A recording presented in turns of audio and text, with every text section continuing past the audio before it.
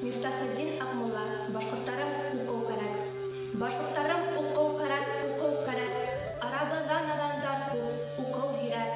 Аңра айылдан уралдагы курккандай, эй тугандар, наданлыктан укол кәрәк. Илтифат ит укулдагы шәрәфәттәр, яһиллыктан киләяттыр зур әдәттәр. Укыгандар күктә осыр, һыуда йөзөр. Юктыр унда әүләлек кәрәмәттәр.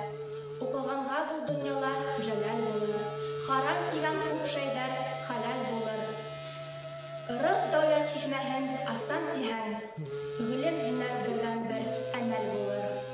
Алтыга берде кушып, хан ун булмай.